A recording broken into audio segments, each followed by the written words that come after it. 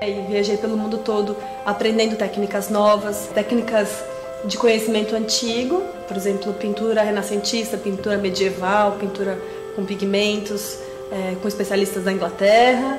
Viajei pela Itália para aprender técnicas de escultura e também fui para o outro lado, que é o lado da tecnologia.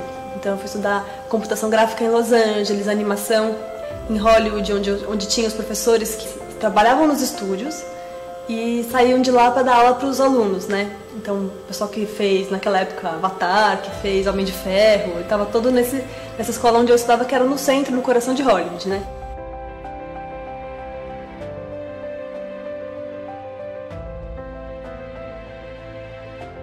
Chegando um pouquinho dessa jornada, né, eu comecei a desenvolver cada vez mais habilidades. Foi como eu fui me tornando artista para poder expressar, na verdade, aquilo que eu estava vendo quando eu era criança, e de repente esse mundo foi se abrindo para mim. Eu fui me tornando capaz de fazer coisas cada vez mais complexas, a ponto de poder expressar essas coisas que eu tinha visto, né, antes.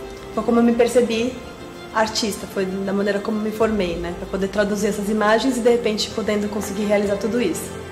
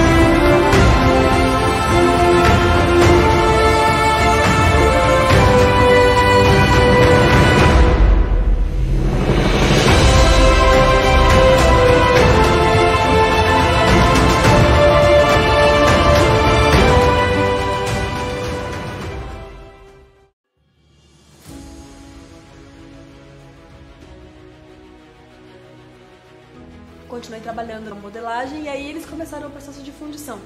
E o processo de fundição, essa foi uma das maiores peças que a fundição já fez, foi uma coisa super complexa. Então, um trabalho de muitas pessoas, né, para poder realizar isso.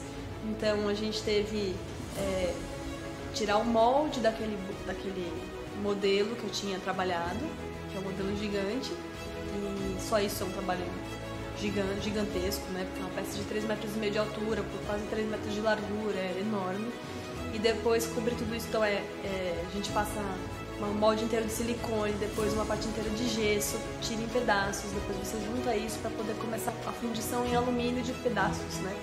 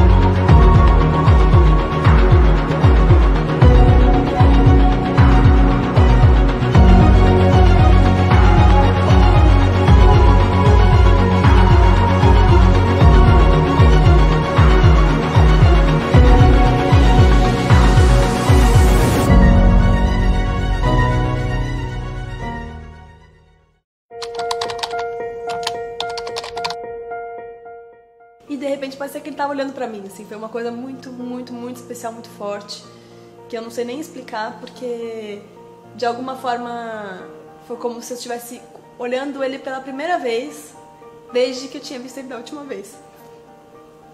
E aí eu fiquei muito feliz, na verdade, eu fiquei bem contente, e trouxe toda a minha família pra ir lá ver, aí todo mundo chorou, todo mundo ficou muito emocionado, porque eles também reconheceram como essa memória familiar, né? Essa memória pessoal, né?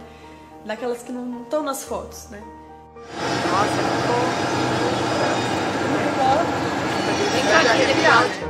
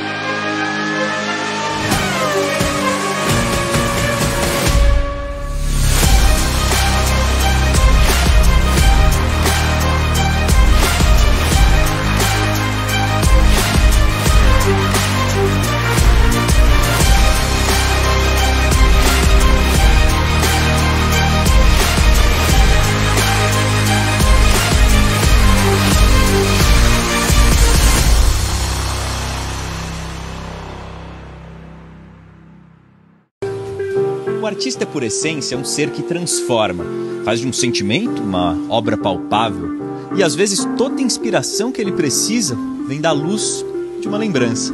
Era uma figura engraçada, uma figura brincalhona, assim.